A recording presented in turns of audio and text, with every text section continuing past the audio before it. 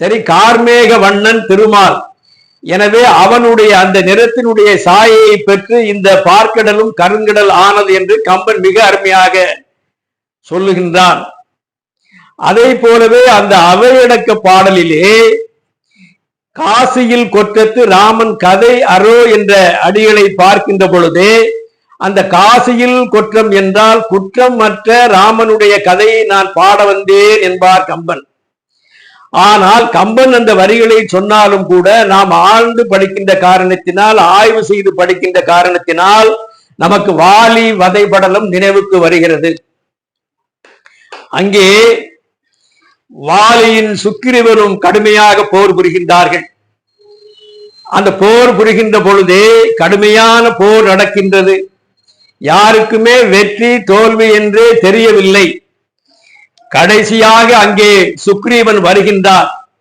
என்னால் அவனை வெல்ல முடியாது போல் தெரிகிறதே என்று ராமனிடம் சொல்ல, ராமன் அவனிடம், நீங்கள் இருவரும் உருவத்திலே உருவ ஒற்றுமை உங்கள் இருவருக்கும் இருக்கிறது, எனவே யார் யார் என்று எனக்கு தெரியவில்லை, நீங்கள் சண்டையிடும் பொழுது, எனவே சுக்ரீவனே நீ கொடி பூவை சூடி நீ அவனுடன் மீண்டும் போர் புரி என்று சொல்ல, இவனும் சுக்ரீவனும் அந்த கொடி பூவை சூடி மீண்டும் வாலியுடன் பொருந்துகிறான், போரிடுகின்றான். கடைசியாக அந்த இறுதியிலே வாலி சுக்ரீவனை தலைக்கு மேலாக தூக்கி அவனை வீசி எறிய முயற்சி செய்கின்ற பொழுது ராமன் மரத்தில் நின்று மறைந்திருந்து ஒரு வாளியை அம்பை ஏவி அங்கே மார்பில் பாய்ச்சி வாளியை கீழே வீழ்த்துகிறார். அந்த கீழே வீழ்ந்த பிறகு அந்த அம்பை பிடுங்கி அவன் வாலி பார்க்கின்றான். அதிலே நாராயணன் ராமன் என்கின்ற நாமம் அந்த அம்பிலே பொறிக்கப்பட்டிருக்கிறது. திரும்பி பார்க்கிறான், ராமனும் வருகிறார். இவனுக்கே திகைப்பாக இருக்கிறது. அறத்தின் வடிவான ராமன் எப்படி என்னை மறைந்திருந்து மரத்தின் பின்னால் மறைந்திருந்து எய்தி கொன்று விட்டானே, கொல்ல முயற்சித்தானே என்று நினைக்கின்ற பொழுது அங்கே ராமன் வருகின்றான். இவன் அவனிடம் பல கேள்விகளை கேட்கின்றான். இருவரும் போரிடுகின்ற பொழுது, அதுவும் நாங்கள் இருவரும் அண்ணனும் தம்பியும் ஆவோம், அப்படி இருக்கின்ற பொழுது நீ ஒருவன் மேல் அன்பு கொண்டு கருணை கொண்டு ஒருவன் மீது நீ மரத்தில் இருந்து பின்னால் இருந்து மறைந்திருந்து அம்பை தொடுப்பது தர்மமா அறமாகுமா என்ற கேள்வியை தொடுக்கிறார். எனவே இதை கூட சக்கரவர்த்தி ராஜகோபால் ஆச்சாரியாரும் கூட ராஜாஜியும் கூட இது ராமன் செய்த ராமாயணத்திலே ராமன் செய்த மாபெரும் பிழை என்று சொல்கிறார். அந்த வாலி அங்கே அந்த கம்பன் அதை சொல்லுகின்ற பொழுதே, இருவரும் போர் எதிரும் காலை, இருவரும் நல் உற்றாரே, ஒருவர் மேல் கருணை பூண்டு ஒருவர் மேல் ஒளித்து மறைத்து வரிசிலை குளைய வாங்கி வாயம்பு மருமத்து தொடுத்தல் தர்மமோ பிரிது ஒன்றாமோ தக்கது எனும் பக்கல் என்று கம்பன் முடிக்கின்றான். இதன் பொருளை நான் ஏற்கனவே சொல்லிவிட்டேன். எனவே கம்பன் அங்கே காசியில் கொற்றத்து ராமன் கதை அரோ என்று சொன்னாலும் கூட இந்த வாலியை மறைந்திருந்து வீழ்த்திய ராமன் உள்ளபடியே அவன் குற்றம் உள்ளவன் என்கின்ற முடிவுக்கு நாம் வருகின்றோம்.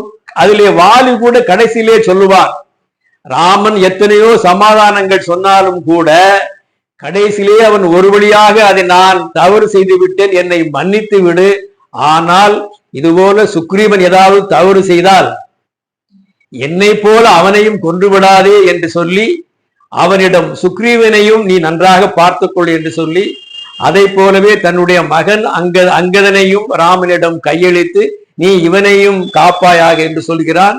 ராமனும் அதை ஏற்றுக்கொண்டு நான் காப்பேன் என்று உறுதி கூறி அந்த உடைவாளை தன்னுடைய உடைவாளை அங்கதனிடமும் கொடுக்கின்றான். இதையெல்லாம் பார்க்கின்ற பொழுது கம்பன், அதாவது வாலியும் சுக்ரீவனும் வானரன் கூட்டங்களின் தலைவராக இருந்தாலும் கூட அவர்களையும் கூட ஒரு மனித பண்புக்கு உயர்த்துகின்ற பாங்கு உள்ளபடியே மிகுந்த பாராட்டுக்குரியது. மேலும் சொல்லுகின்ற பொழுதே இந்த கார் வண்ணம் என்று சொல்வார்கள். அந்த கார் வண்ணம் என்று சொல்லுகின்ற பொழுதே கம்பனுடைய பாடல் அகலிகை படலத்திலே வருகின்ற பாடல் நினைவுக்கு வரும். சரி, அகலிகை கதை என்றால் என்ன? அகலிகை எப்படி என்றால், பார்க்கடலை கடைகின்ற பொழுதே அந்த அமுதத்தோடு உடன் வந்தவள் பேரழகி. ஹல்யா என்றால் குற்றம் உள்ளவள் என்று பொருள். அகல்யா என்றால் குற்றமற்ற அழகினை உடையவள் என்று பொருளாகும். எனவேதான் அவள் அகல்யா என்று அழைக்கப்படுகிறாள். அந்த பார்க்கடலில் இருந்து பேரழகோடு வெளிப்பட்ட அந்த அகல்யாவை எல்லோரும் தாம் மனமுடித்துக் கொள்ள வேண்டும், அவளை கூட வேண்டும் என்று போட்டி போட்டுக் கொண்டு தேவர்கள் ஒருவருக்கொருவர் முந்துகிறார்கள். அதிலே இந்திரன் எல்லாவரையும் காட்டிலும் கூட அவள் மீது ஒரு காமம் கொண்டு அவளை அடைய முயல்கிறான். அது பின்னர் அவள் வேறொரு முனிவருக்கு மணமுடிக்கப்படுகின்றாள். அந்த முனிவனுடைய பெயர் கௌசிக முனிவன். அந்த கௌசிக முனிவனும் அகல்யாவும் ஒரு ஆசிரமத்திலே தங்கி தங்களுடைய வாழ்க்கையை நடத்தி கொண்டிருக்கிறார்கள். அப்பொழுது அகல்யாவை எப்படியாவது கூடிவிட வேண்டும் என்று காம எண்ணம் கொண்டு இந்திரன் தேவ உலகத்தில் இருந்து கீழே இறங்கி வந்து அங்கே கோழி கூவுவது போல அங்கே கூவுகின்றான். அந்த கோழி கூவலை கேட்டு அந்த கௌசிக முனிவனும் அகல்யாவுடைய கணவனும் சரி, வைகரை பொழுது வந்துவிட்டதே என்று சொல்லி, அவன் முனிவன் அல்லவா, தன்னுடைய காலை கடன்களை எல்லாம் கழிக்க வேண்டும் என்று சொல்லி ஆற்றங்கரையை நோக்கி போய்விடுகின்றான். அந்த இடைக்காலத்திலே இவன் அந்த ஆசிரமத்துக்கு உள்ளே நுழைந்து அகலிகையை கூடுகின்றான். அதில் பல கருத்துக்கள் உண்டு. அகலிகை வந்திருப்பவன் இந்திரன் என்று தெரிந்த பிறகுமே அவள் தன்னுடைய எதிர்ப்பை காட்டாமல் அவனுக்கு உடன்பட்டாள் என்கின்ற கருத்தும் உண்டு.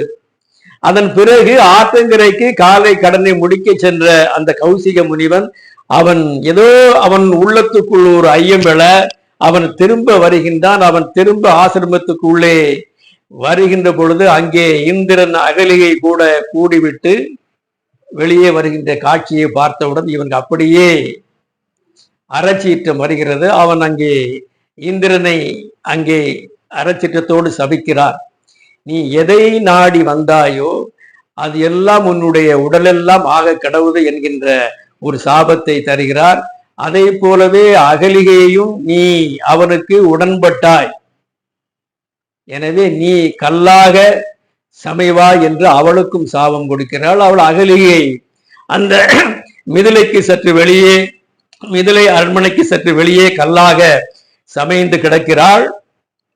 அதன் பிறகு யார் இந்த ராமன் கால் துகள் இந்த கல்லில் படுகின்ற பொழுது நீ மீண்டும் பெண்ணுரு பெறுவாய் என்ற வழியையும் அவர் சொல்லுகிறார். இங்கே மிதிலைக்குள் விசுவாமித்திரனும் ராமனும் லக்குவனும் நுழைகின்ற பொழுது அந்த அரண்மனைக்கு வெளியே இருக்கின்ற அந்த கல்லாக சமைந்து கிடக்கிறாளே அகலிகை, அவளுடைய அந்த கல்லின் மீது ராமனுடைய கால் தூசு துகள் படுகிறது. உடனே அவள் தன்னுடைய பழைய உருவத்தை மீண்டும் பெற்ற பிறகு அவனுடைய காலடியிலே விழுந்து வணங்கிவிட்டு அப்படியே அவனுடைய பெருமையெல்லாம் கேட்டு அதன் பிறகு ராமனும் அவளுக்கு சரியான அறிவுரைகளை கூறி நீ மீண்டும் முனிவரிடம் செல்லு என்று சொல்லி அந்த முனிவனிடம் கூறி அவளை ஏற்றுக்கொள்ள செய்கிறான் ராமன். அந்த பாடலை கம்பன் சொல்லுகின்ற பொழுதே இவ்வாறு நிகழ்ந்த வண்ணம் இப்பூமிக்கு இனி துயர் வண்ணம் வந்து உருவது உண்டோ, துயர் உருவதுண்டோ, மை வண்ணத்து அரைக்கி போரில் கார் வண்ணத்து அண்ணலே உன் கை வண்ணம் அங்கு கண்டேன் கால் வண்ணம் இங்கு கண்டேன் என்று முடிப்பார். இந்த பாடல் அனைத்திலுமே வண்ணம் வண்ணம் என்கின்ற சொல் மாறி மாறி அப்படியே தொடர்ச்சியாக வரும். சரி, அந்த மை வண்ணத்து அரைக்கி போரில், அந்த மை வண்ணத்து என்றால் மையை போன்று கருமையான நிறத்தை உடையவள் தாடகை.